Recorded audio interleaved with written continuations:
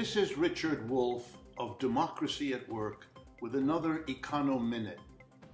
I want to briefly analyze the decision by the voters in Great Britain to leave the European Union, the so-called Brexit.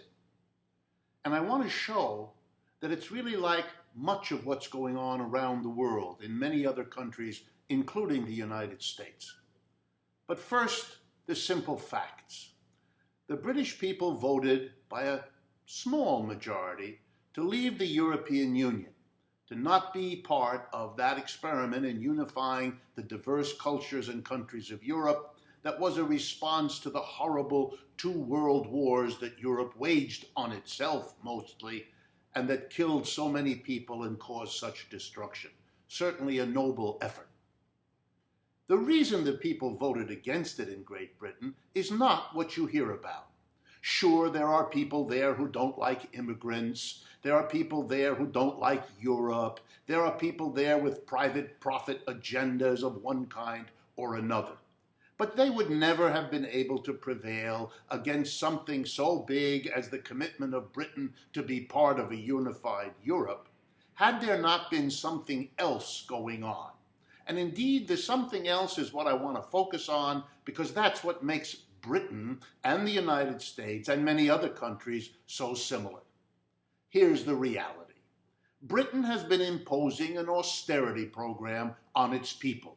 The present government of the Conservative Party, led by David Cameron, responded to the capitalist collapse of 2008, brought on by the behavior of the biggest banks and financiers in London, by bailing them out at public expense, and having borrowed huge amounts of money to bail out those banks, it now hammers on its own people to pay off the debts that were used to bail out the very people that brought the crisis. The same thing that was done in the United States, France, Italy, and so on.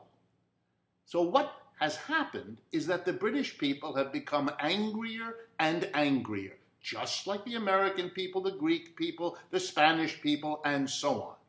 They're horrified at the long-lasting economic crisis, compounded by the bailout of those who brought it, compounded by the bailout that never came to the mass of people, and now the austerity to pay for all of this disaster. It's just too much.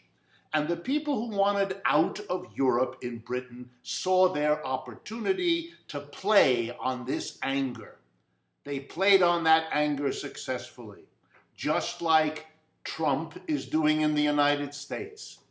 Just like so many others around the world are discovering, the mass of people is beginning to push back at the governments, the financial and political elites that have handled, or rather mishandled, the global crisis for all this time. Of course, the British people are not going to be better off out of the European Union than in it. The very austerity they don't like from their own government is the austerity imposed by the European Union on the countries of Europe.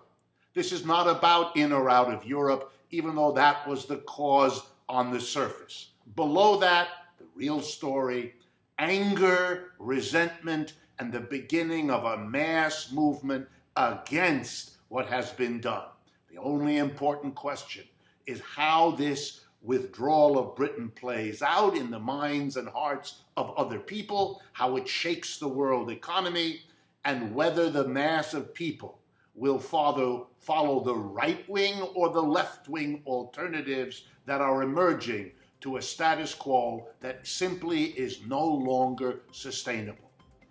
Thank you for your attention. This is Richard Wolff for Democracy at Work with another EconoMinute.